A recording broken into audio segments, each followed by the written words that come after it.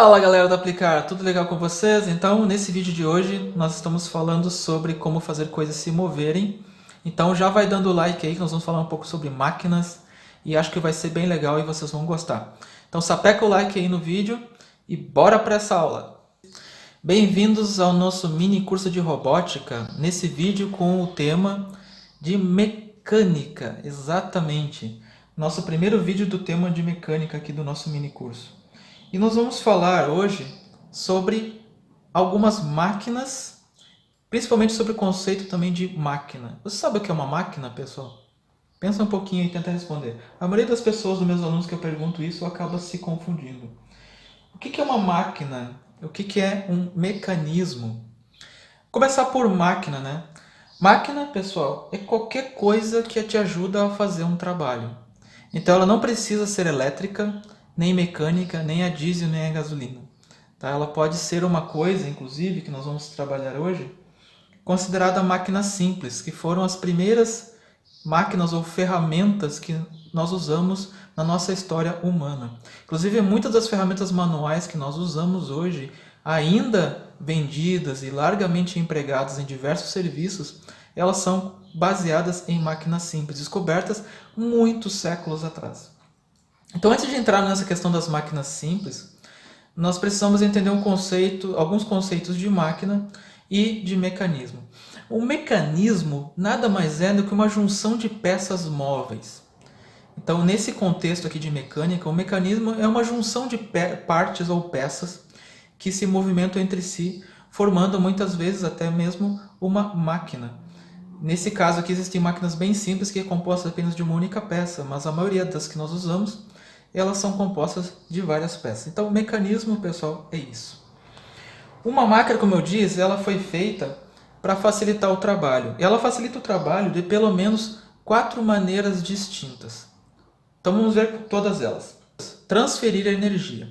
Isso vai ficar claro quando eu mostrar os exemplos para vocês. Então eu tenho energia numa parte, eu quero que essa energia, ela apareça em outro lugar. Transformar essa energia, né? Através da energia mecânica da água, eu produzo energia elétrica. Eu poderia também usar outros diversos exemplos, mas acho que esse aqui é suficiente. Então, transformar uma energia em outra. Outra coisa que se usa muitas vezes as máquinas é, por exemplo, para multiplicar a velocidade. Tanto para fazer com que ela fique maior, como dividir, né? Que é fazer com que ela fique menor.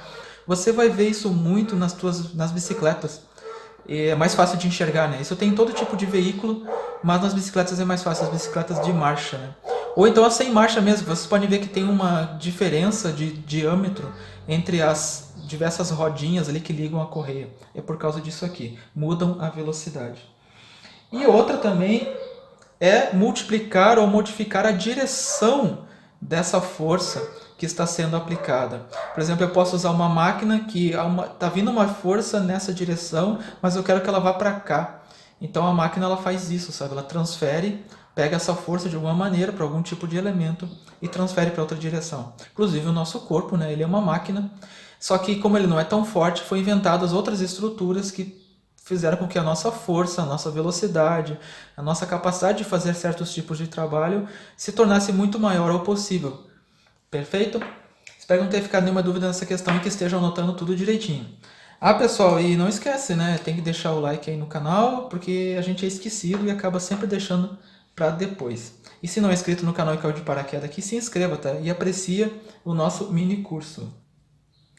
O primeiro exemplo de máquina simples que eu quero trazer para vocês é o de alavanca. E ela consiste basicamente, é dividida, né, em basicamente 3 classes. O que são alavancas, né? Vou colocar aqui na tela para vocês a imagem de alguém usando uma alavanca. E aí, intuitivamente, você vai saber um dos jeitos mais básicos de usar essa ferramenta. O que está aparecendo aí na tela, ele é um tipo de alavanca de primeira classe. A alavanca de primeira classe, ela está representada aqui nesse esquemático desse modo. A mesma que está no desenho aí.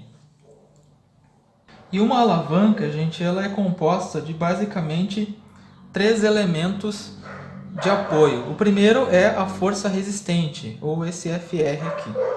A segunda é o ponto de apoio, que em mecânica também é chamado muitas vezes de fulcro. E uma força potente, que é onde nós vamos atuar para realizar o trabalho.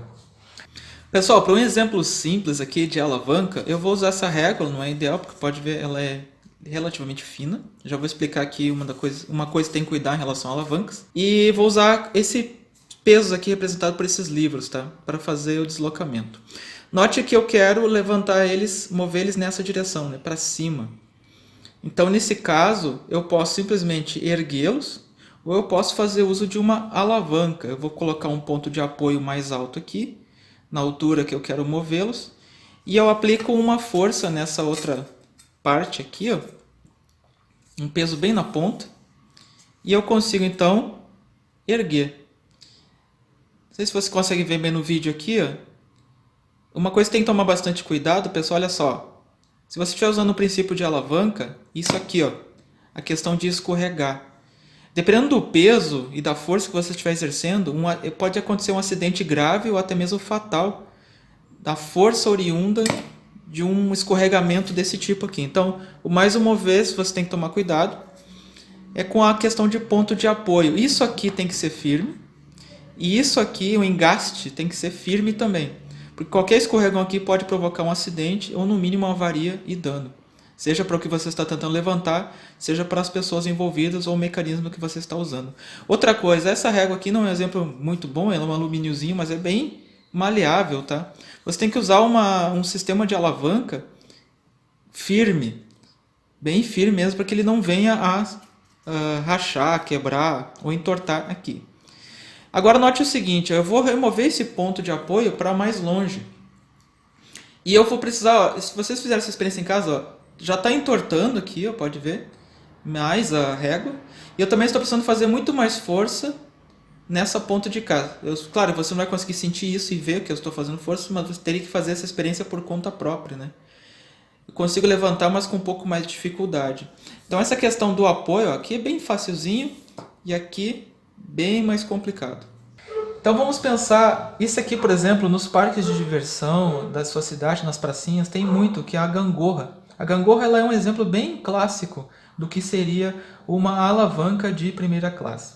Ela tem o ponto de apoio bem no meio, o peso que se quer levantar está na outra extremidade e a força que precisa fazer para levantar ele está na outra. Outro tipo de alavanca, já de segunda classe, aqui, pessoal, foi transferido o seguinte, o ponto de apoio agora está na uma ponta, na extremidade, e o peso que se quer se levantar está em cima dele, da barra, né? E a força que eu preciso para levantar é feita agora de baixo para cima, não de cima para baixo, porque o ponto de apoio mudou. Um exemplo muito clássico disso aqui, e vocês vão encontrar, onde o ponto de apoio, inclusive, ele é móvel, ele gira, é os carrinhos de construção civil. Aquele carrinho que o pedreiro usa para carregar areia, cimento. Quanto mais perto da roda estiver o peso que eu quero carregar, mais leve é para o cara levar isso aqui até a obra, né? E para finalizar, a terceira e última, não tão muito comum da gente enxergar, mas também presente em vários tipos de equipamento, terceira classe, o ponto de apoio continua no lugar que estava, só que agora o meu peso ele foi lá para outra ponta, onde estava a minha força potente, e a minha força potente foi para o meio. É as catapultas, né? Só que a catapulta tem um mecanismo um pouquinho diferente, mas o princípio é parecido. Ela tem um ponto de apoio e uma coisa que empurra para cá, no caso algo que está dando potência, né? E uma pedra parada aqui em cima, que é a que vai ser jogada à distância. A próxima máquina simples que nós vamos conversar é sobre as polias ou roldanas, muito também conhecidas e comuns no ambiente de trabalho da maioria das oficinas e vários locais dentro dos motores, por exemplo. E um princípio mais básico para nós entendermos ele consiste dessa figura aqui. Olha o que acontece. Imagina que essa caixa ela está no chão e a pessoa precisa erguer ela do chão. Essa caixa ela deve estar pesando agora 40 quilos. Vamos usar esse valor aqui, 40 quilos. O que vai acontecer é que a pessoa geralmente tem muita dificuldade de erguer 40 quilos do chão, independente do quão forte ela seja. Então o pessoal descobriu que se eu amarrasse uma corda e colocasse numa polia ou rondana lá em cima no teto e puxasse, eu ia conseguir reduzir esse peso, o sentimento que eu tenho do peso, em metade. Cada vez que eu colocasse uma roldana em cima. Então, por exemplo, aqui se ele tem 40 quilos, 20 está aqui, né? O teto está segurando e os outros 20 quem está fazendo força é o carinha aqui embaixo. E pessoal, aqui eu tenho montado uma estrutura que mostra claramente o funcionamento de uma polia simples, né? Um peso, né, representado por essa estrutura de motor. E eu vou fazer o içamento dele, ao invés de simplesmente puxar ele para cima, que se eu colocar na mão eu já sinto que tem um peso relativo. Eu vou passar aqui então pela minha roldana com esse cabinho, com esse fio, e vou fazer o içamento puxando nessa direção agora. Em vez de puxar para cima, eu vou puxar para baixo e eu vou ter duas direções. Eu estou puxando aqui e aqui. Com isso eu consigo fazer o içamento. Vou puxando e o meu peso, que era de um certo valor, agora ele se reduziu pela metade. Uma coisa que é importante, né? Vocês viram, eu estou fazendo o içamento e a minha base ela quase tombou, né? Quando você estiver fazendo esse tipo de trabalho, é muito importante ter uma boa base de apoio. Justamente a parte onde eu estou puxando, que é para cá, ela não tem nenhuma escora, não tem nada segurando aqui, me dando suporte para essa força que está vindo aqui, né? Então é tombo na certa. Para ilustrar isso mais claramente, né, eu tenho um outro desenho aqui, onde você pode também ver um pouco das direções de força, né? Ela está sendo puxada para cá. Digamos que seja o nosso mesmo peso agora, né? 20, 40 quer dizer. Agora, o que está acontecendo? 20 está ficando aqui, agora eu estou com 20 aqui, e como essa parte ela se divide sempre por 2, o que vai acabar acontecendo é que eu vou ter 20 dividido por 2, 40 dividido por 2, 20, 20 dividido por 2, 10. Então a pessoa que está puxando desse lado, ela está sentindo apenas 10 quilos. Então quanto mais roldanas você colocar nesse tipo de estrutura, menor vai ser a força que você vai precisar fazer para erguer um peso maior.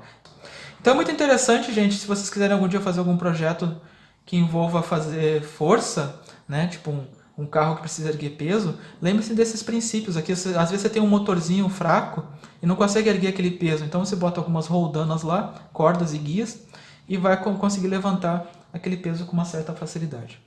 Bem, essa era a nossa videoaula de hoje então.